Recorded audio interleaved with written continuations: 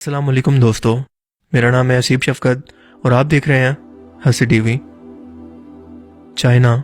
جسے ہم اپنا سب سے بڑا خیر خواہ اور سب سے اچھا دوست سمجھتے ہیں، ہم نے کبھی سوچا ہی نہیں تھا کہ اس طرح کی خبر کبھی ہمیں سننے کو ملے گی،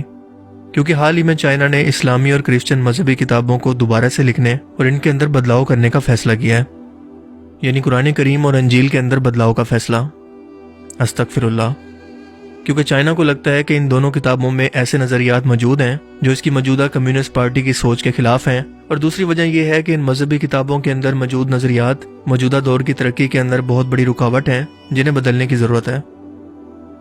یہ بات تو ہم سبھی لوگ جانتے ہیں کہ چائنیز حکومت نے 2017 سے 1 ملین سے زیادہ مسلمانوں کو ووکیشنل ٹریننگ کیمپ کے نام پر گھروں سے اٹھا کر نہ صرف انہیں قتل کر دیا ہے، ان پر تشدد کر رہے ہیں، بلکہ لاکھوں ماں باپ کو اس چیز کی خبر ہی نہیں ہے کہ ان کے بچے ہیں کہاں، کیونکہ ان کے بچوں کو گھروں سے اٹھا کر غائب کر دیا گیا ہے، اور ان کی مائیں ان کی تصویریں ہاتھ میں لے کر حکومت اور تمام مسلم امت سے جواب مانگ رہی ہیں کہ کیا ہمارا قصور یہی ہے کہ ہم مسلمان ہیں، اور ہم لوگوں پر اسلامک انتہا پسندی کا ٹیگ لگا کر ہمیں قتل کر کے انسانیت کی تذلیل بھلا کیوں کی جا رہی ہے، اور سب سے بڑھ کر کہ مسلم امت اس پر خاموش کیوں ہے۔ شرم کا مقام ہے کہ پاکستان سے سی پیک اور پاک چائنا دوستی کی بدولت کوئی بھی مذمتی بیان اب تک اس کے بارے میں سامنے نہیں آیا، اور نہ ہی مسلم امت کو اس کی خبر ہے، یا یوں کہیں کہ خبر تو ہے لیکن انہوں نے آنکھیں بند کر رکھی ہیں، کیونکہ اس کے اندر ان کو اپنا کوئی فائدہ نہیں دکھ رہا۔ اغیور عالم دین محمد صالح، جنہوں نے قرآن پاک کا پہلا اغیور زبان کے اندر ترجمہ کیا، 82 سال کی عمر میں چینی حکومت کے ہاتھوں جنوری 2018 کے اندر انہی کیمپس کے اندر انہیں قتل کر دیا گیا،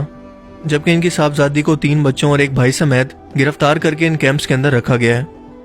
لیکن حال ہی میں پچھلے مہینے چائنا کی ایتھنک اور ریلیجیس کمیٹی نے یہ سفارشات رکھی کہ ان اسلامی کتابوں کو بدل کر اپنی مرضی کے مطابق انہیں پھر سے لکھا جائے،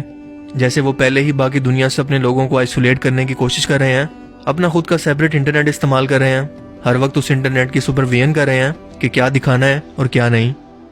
خود کا کسٹم سوشل میڈیا استعمال کر رہے ہیں تاکہ اپنے لوگوں پر نظر رکھنا آسان ہو، اپنا خود کا میپ یوز کر رہے ہیں جس کے اندر وہ اپنے تمام مقبوضہ علاقوں کو اپنے ہی ملک کا نقشہ دکھا کر اپنی عوام کو دکھا رہے ہیں۔ ان مذہبی کتابوں کو بدلنے کا مقصد بھی یہی ہے، اور یہ کوئی پہلی کوشش نہیں ہے، کیونکہ ہم جانتے ہیں کہ تاریخ کے اندر ایسی کوششیں پہلے بھی ہو چکی ہیں، اور ان لوگوں کے انجام کے بارے میں بھی ہم جانتے ہیں کہ اللہ تعالیٰ نے ان کو کیسے عبرت کا نشان بنایا، اور آج دنیا کے اندر اور تاریخ کے اندر ان کا نام و نشان باقی نہیں ہے، کیونکہ یہ وہ کتاب ہے جس کی حفاظت کا ذمہ خود اللہ تعالیٰ نے لیا ہے، اسی لیے اس کتاب کو قیامت تک کوئی بدل نہیں سکتا۔ قرآن پاک کو بدلنا تو دور، جس نے خانہ کعبہ پر بھی حملہ کرنے کی کوشش کی، ترکی کے اندر اذان کو ترکی زبان کے اندر بدلنے کی کوشش کی گئی، لیکن سب کے سب ناکام رہے، اور ہم سب جانتے ہیں کہ اب بھی ایسا کچھ ہونے والا نہیں ہے، کیونکہ اللہ پاک قرآن کریم میں فرماتے ہیں کہ وہ یعنی کافر تدبیریں کرتے ہیں، چالیں چلتے ہیں، اور اللہ اپنی تدبیریں چلتا ہے، مگر اللہ سب سے بہتر تدبیر کرنے والا ہے۔ دوستو، جتنا ہو سکے اس شرمناک فیصلے کی مذمت کریں اور قرآن پاک کو پڑھنے اور سمجھنے کی کوشش کریں، کیونکہ آپ کے دل کے اندر سے اسے کوئی نہیں مٹا سکتا۔ اس ویڈیو کو اویئرنیس کے طور پر دوسرے لوگوں کے ساتھ بھی شیئر کریں۔